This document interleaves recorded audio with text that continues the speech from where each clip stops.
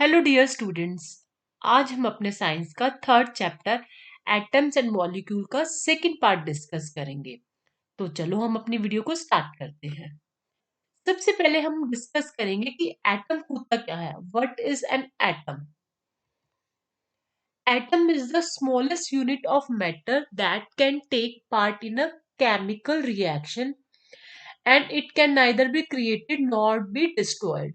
इसको ना तो हम क्रिएट कर सकते हैं ना हम इसको डिस्ट्रॉय कर सकते हैं, और ये मैटर की सबसे छोटी यूनिट होती है।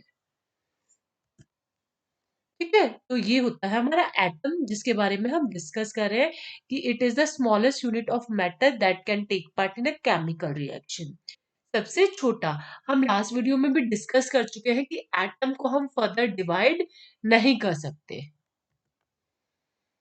अब अगर हम ये सोचे कि एटम्स कितने बड़े हो सकते हैं, तो अगर हम बात करें हाइड्रोजन की, कि हाइड्रोजन का जो एटम है उसका साइज कितना होता है, तो एक हाइड्रोजन एटम का साइज आप देखिए 1 2 3 4 5 6 7 8 9 10, यानी कि डेसिमल के बाद आपको 10 प्लेस के 9 प्लेस के बाद 1 मिलता है।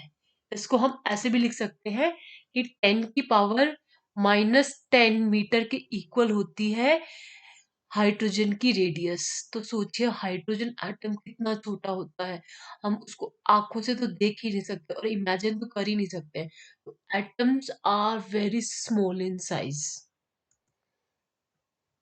What are the modern day symbols of atoms of different element? अब हम एटम को रिप्रेजेंट कैसे करेंगे, एटम्स के सिंबल्स क्या होते हैं, हम उनको देखेंगे।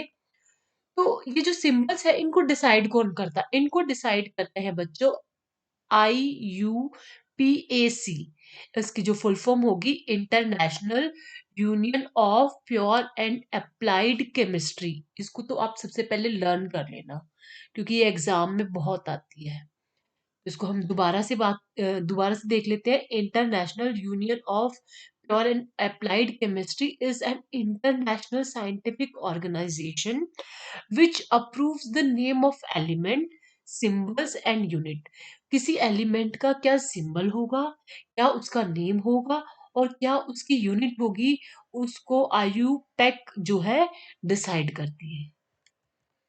अब जैसे हम बात कर लेते हैं कि किसी भी एलिमेंट का जो सिंबल है वो किस तरह से रखा गया है। जैसे हाइड्रोजन के लिए हम एच जो सिंबल है वो डिसाइड किया गया, हम हाइड्रोजन को एच से डिनोट करते हैं, एल्यूमिनियम को ए एल से डिनोट करते हैं।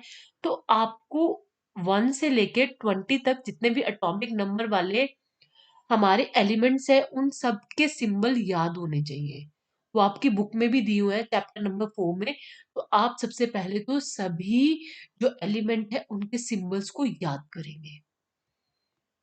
अब यहाँ पे कुछ एटम्स और उनके सिंबल्स जो है दिए हुए हैं, तो उन सिंबल्स को देख लेते हैं कि the first letter of the symbol of an element is always written as a capital letter of English. Capital letter में लिखा जाता है, जैसे capital H, capital N, capital C. लेकिन कुछ केस तो क्या होगा, symbol of sodium is Na। N जो है कैपिटल होगा और जो ए होगा बच्चों वो स्मॉल लेटर होगा। The symbol of hydrogen is simply H, यहाँ पे सिर्फ कैपिटल होगा। तो यहाँ पे आप देख सकते हो कुछ एलिमेंट्स के सिंबल आपकी बुक में दिए हैं, आप उनको अच्छे से लर्न कर सकते हैं और देख सकते हैं किस तरह से आयु एलिमेंट्स के एटम्स के सिंबल जो है डिसाइड किए हैं। अब हमारा नेक्स्ट टॉपिक है एटॉमिक मास, यानी हम किसी एटम का मास कैसे कैलकुलेट करेंगे। किसी भी एटम का मास कैलकुलेट करना बहुत डिफिकल्ट टास्क है, क्योंकि ऐसा तो है नहीं हमने एक एटम को लिया और उसको देखा, वेइंग मशीन पे रखा और देख लिया कि एटम का मास क्या है। क्योंकि जबकि मैंने आपको बताया है कि एटम साइज में छोटा इतना होता है कि हम उसको देख ही नहीं सकते, तो उसको मेजर कैसे करेंगे, उसको कैसे करेंगे। तो उस चीज को हम समझते हैं कि किस तरह से साइंटिस्ट ने उसको कैलकुलेट किया होगा। तो इनिशियली साइंटिस्ट को एक रिक्वायर हुई कि कोई ना कोई एटॉमिक मास यूनिट होनी चाहिए जैसे क्या होता है कि हम जब कोई भी चीज़ परचेज़ करते हैं, जैसे सब्जियाँ जब हम लेते हैं 100 ग्राम, 200 ग्राम, 300 ग्राम, तो उसके लिए हमारे पास क्या होता है, वेइ करने के लिए एक यूनिट हमारे पास होती है। तो ऐसे ही एटम के मास को कैलकुलेट करने के लिए हमें एक यूनिट की ज़रूरत थी, जिसे एटॉमिक मास यूनिट ऑक्सीजन को।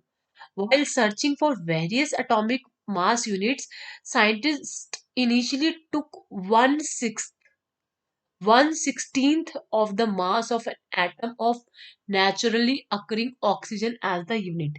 उन्होंने ऑक्सीजन के 1/16 पार्ट को as a atomic mass unit consider किया। उन्होंने ऐसा क्यों किया? क्या इसका रीजन था? उन रीजंस को हम डिस्कस कर लेते। कौन से दो रीजन थे?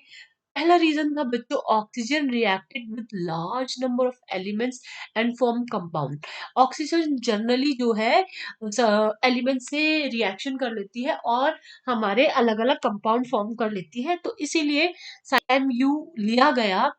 तो जो हमारे नंबर्स कैलकुलेट करके आए वो एज अ होल नंबर आए, जैसे 1 2 3 पॉइंट में नहीं आ रहे थे। So this atomic mass unit give masses of most of the element as a whole number, उसको whole number की तरह दिया। इस टॉपिक को मैं थोड़ा और क्लियर करूंगी अभी आगे आपको। लेकिन क्या हुआ 1961 में यूनिवर्सली एक्सेप्ट किया गया एटॉमिक मास यूनिट कार्बन 12 को। कार्बन 12 आइसोटोप को जो है AMU कंसिडर किया गया। तो हम इसको जो है डिस्क्राइब कर सकते हैं कि one atomic mass unit is a mass unit equal to exactly 1/12 of the mass of an atom of carbon 12। Carbon 12 का जो 1/12 जो हमारा मास होगा वो क्या कहलाएगा, वन एटॉमिक मास यूनिट। आपको थोड़ा ये 1/12 1/16 थोड़ा अजीब लग रहा होगा बच्चों, लेकिन इसको मैं एक एग्जाम्पल से और एक पिक्चर से आपको एक्सप्लेन करूंगी। अब जैसे अब बात की हमने 1/12, सोचो ये आपका क्या है, एक कार्बन है और कार्बन के आपने कितने पार्ट कर दिए बच्चों, 12 पार्ट आपने इसके कर दिए, ठीक है। ऐसे ही साइंटिस्ट ने क्या किए, इसके 12 पार्ट कर दिए। जैसे फॉर एग्जांपल ये हमारा एक कार्बन है, इसके हमने 12 पार्ट कर दिए। अब इसका जो 12th पार्ट है, उस 12th पार्ट को हमने फॉर एग्जांपल सोचो वेइंग मशीन में रखा होगा और इसको कंपेयर किया होगा हीलियम से।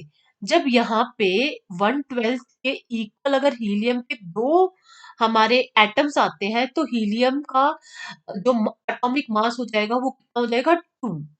जब इस तरह से कैलकुलेट करके देखा गया, तो हाइड्रोजन का बच्चों एटॉमिक मास आया 1, कार्बन का 12 ही आया, नाइट्रोजन का 14, ऑक्सीजन का 16। तो इस तरह से एटॉमिक मास कैलकुलेट करके देखे गए, किससे, इस वेइंग मशीन से, जिससे आपको एटॉमिक मास का पता चला। तो अब आपको आई थिंक समझ में आया होगा कि 1/12, तो 1/12 पार्ट को बाकी एलिमेंट से कंपेयर करके देखा गया और कंपेयर करने के बाद एटॉमिक मास को कैलकुलेट किया गया। आई थिंक आपको ये वीडियो समझ में आई होगी। इस वीडियो के सभी पार्ट आपको समझ में आए होंगे। अगर आपको कोई प्रॉब्लम है तो बच्चों वो आप मुझे बता सकते हैं, ताकि वो पार्ट मैं आपको दोबारा से एक्सप्लेन करूं। तो ये वीडियो देखने के लिए थैंक यू सो मच।